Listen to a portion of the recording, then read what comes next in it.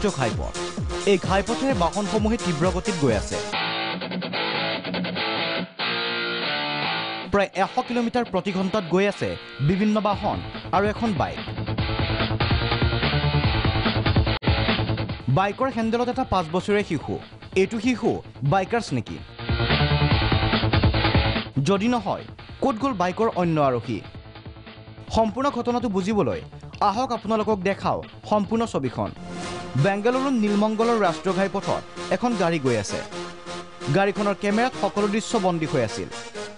গাড়ীখনৰ গতি আছিল 80 পৰা 100 কিলোমিটাৰ প্ৰতি ঘণ্টাত কেইটামান মুহূৰ্তৰ পিছত গাড়ীখনৰ গতি কিছু মন্থৰ হ'ল এতিয়া অলপ বাওপিনে মন কৰিব এখন বগা গাড়ী তীব্ৰ গতিৰে আগবাঢ়ি গৈছে গাড়ীখনৰ পিছে পিছে এখন বাইক আহিল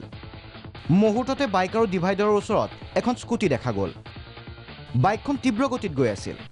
ব্ৰেক মাৰিবলৈ চেষ্টাও কৰিলে কিন্তু সফল নহ'ল স্কুটিৰ সৈতে সংঘৰ্ষ হৈ গ'ল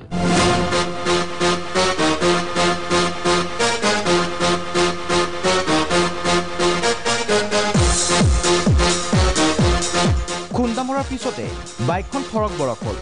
অকণমান আগবাঢ়িয়ে বাইক চলাই থকা ব্যক্তিজন আৰু তেওঁৰ পত্নী বাইকৰ পৰা উফৰি গ'ল ঘাইপথতে কেইবা মিটাৰ চুচৰি গ'ল দুয়ো কিন্তু আচৰিতভাৱে বাইকখন আগবাঢ়ি গৈ থাকিল বাইকখনৰ হেণ্ডেলত ধৰি আছিল তেওঁলোকৰ 5 বছৰীয়া সন্তান বাইকখন লাহে লাহে ৰাস্তাৰ সোঁফালে গতি কৰিলে আগত এখন ট্ৰাক তেনে সময়তে বাইকখন ডিভাইডাৰত খুন্দা মাৰি পৰি গ'ল বাইকৰ পৰা শিশুটি উফৰি গৈ ডিভাইডাৰৰ মাজৰ জোপোহাত সোমাল সকলোতে হৈচৈ লাগিল